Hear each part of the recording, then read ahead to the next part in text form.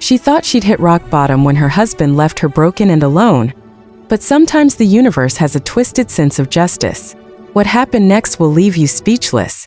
If you love stories of karma, redemption, and jaw-dropping plot twists, subscribe now because you won't believe how this ends.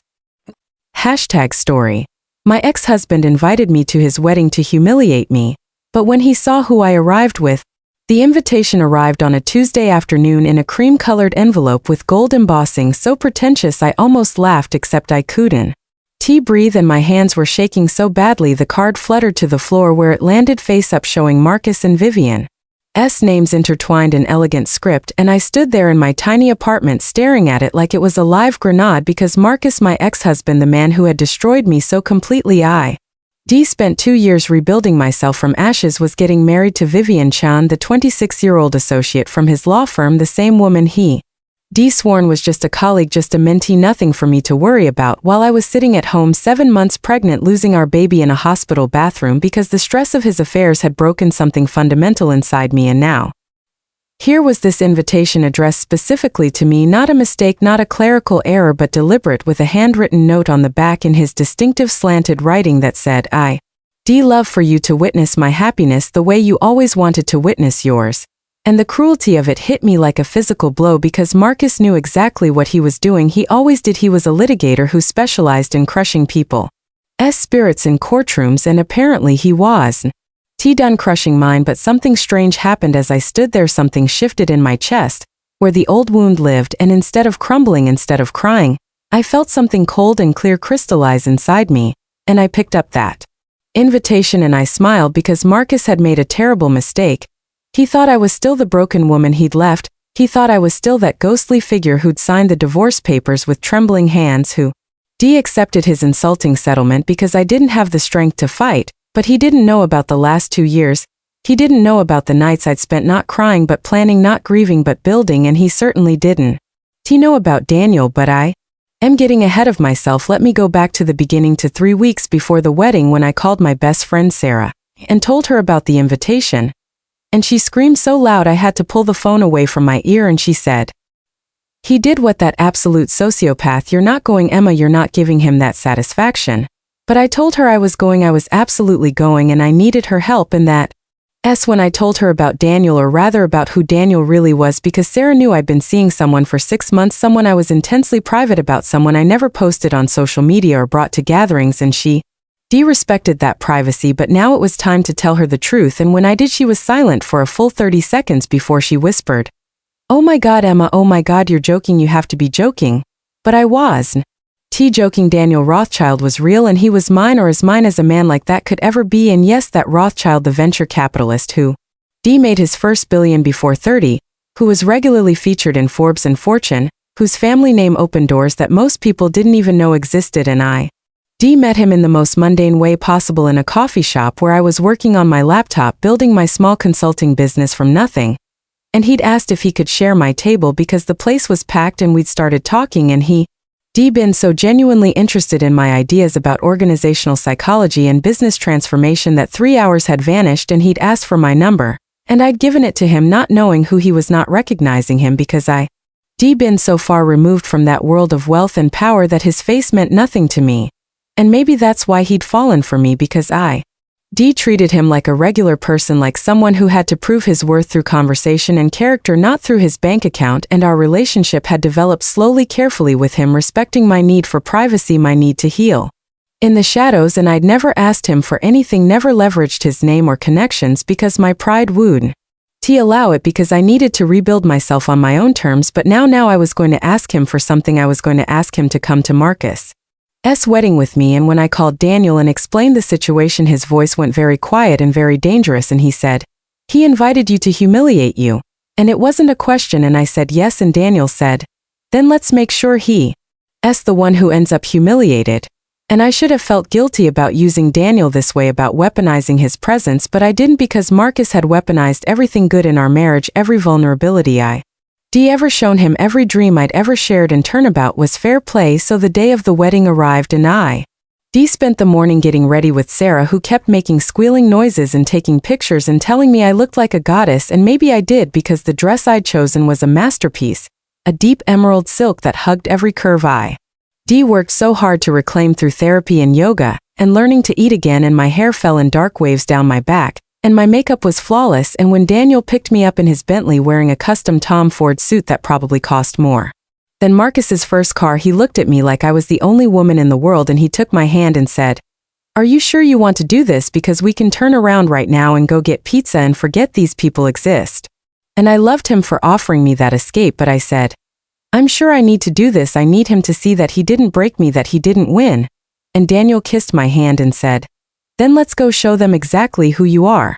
And the wedding was at the Ashford estate, this ridiculous venue that Marcus had probably chosen specifically, because he knew I'd always dreamed of getting married somewhere beautiful, somewhere meaningful, when all we gotten was a courthouse ceremony, because he'd said weddings were a waste of money, though apparently they weren't a waste when it was Vivian walking down the aisle. And as we pulled up in the Bentley, I could see people milling around outside in their wedding finery. And I took a deep breath, and Daniel squeezed my hand, and we stepped out of the car, and I swear, the world stopped spinning because every head turned toward us, every conversation died mid-sentence. And I could feel their shock rolling over me in waves, because they recognized Daniel. Everyone recognized Daniel. His face had been on the cover of Time magazine 3 months ago, and they were trying to reconcile his presence with me, plain ordinary Emma who'd been discarded like trash. And we walked up those stone steps together, Daniel's hand warm and solid on the small of my back, and we entered the garden where the ceremony was being held, and I saw Marcus standing at the altar, and I watched his face as he caught sight of us, and it was beautiful. It was poetry, the way the color drained from his cheeks, the way his eyes went wide, the way his mouth actually fell open, because he understood instantly what this meant. And Vivian was chattering away beside him, oblivious, and the guests were whispering frantically, and we took our seats right in the middle where everyone could see us, where Marcus would have to look at us during the entire ceremony. And I felt Daniel lean close and whisper, "Breathe, Emma, you're doing perfectly."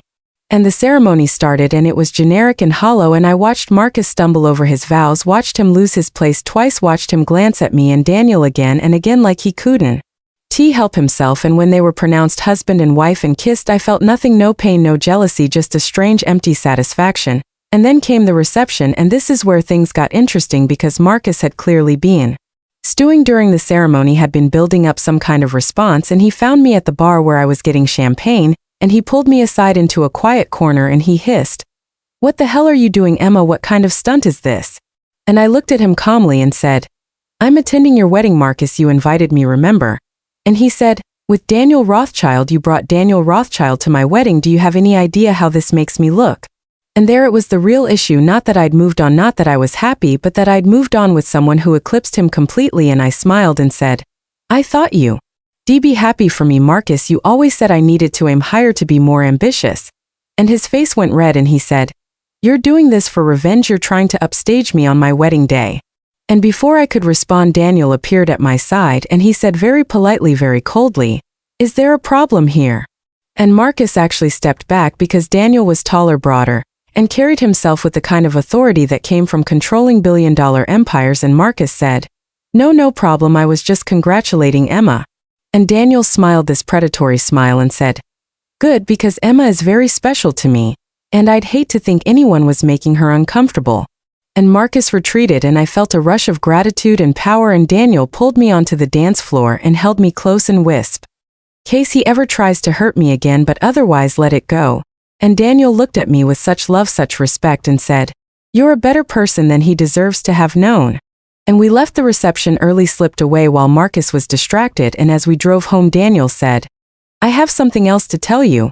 And I said, "More secrets?" And he laughed and said, "Not a secret exactly, more of a question." And he pulled over on this overlook above the city and turned to me and said, "Emma, I know we've only been together 6 months, and I know you're still healing, but I need you to know that I am in love with you, completely, irrevocably in love with you. And I don't want to rush you, I don't want to pressure you, but I also don't want another day to pass without you knowing that when I think about my future, every version of it has you in it." And I started crying, because I loved him too, had loved him for months, but had been too afraid to say it, too afraid to trust again. And I said, "I love you too, Daniel, I love you so much." And he kissed me there above the city lights, and it felt like healing, felt like reclamation, felt like justice, not the burning, vengeful kind, but the quiet, powerful kind where you realize that living well really is the best revenge. In 3 months later, I got a call from Marcus, and his voice was small and desperate, and he said, Emma, I need help. Vivian left me. She was only interested in the money and the lifestyle, and now that there are financial problems at the firm, she's gone and I am alone, and I realize I made a mistake, the biggest mistake of my life, letting you go. And I could have gloated, could have hurt him the way he'd hurt me, but instead I said, Marcus, I hope you find what you're looking for. I hope you learn to be better. And I hung up and I never looked back because my life was full now, full of love and purpose and possibility. And sometimes late at night I think about that wedding, about walking in with Daniel, about the look on Marcus's face, and I smile, not because I won some competition, but because I'd proven to myself that I was stronger than my pain, stronger than his cruelty, and that's a victory no one can ever take away. And as for Daniel, he proposed 6 months later on a beach in Santorini with a ring that had belonged to his grandmother, and I said yes, and we got married in a small ceremony with just our closest friends, and it was perfect and real. And when I think about how close I came to missing all of this because of Marcus's cruelty, I feel grateful that he broke me, because being broken gave me the chance to rebuild myself better. And sometimes the worst thing that ever happens to you is actually the beginning of the best thing, and that invitation, that cruel, petty invitation, had been Marcus's final gift to me, the push I needed to step fully into my new life, to claim my happiness without shame, and to realize that his opinion of me had never mattered because I'd always been enough, I'd always been worthy. I just needed to believe it myself.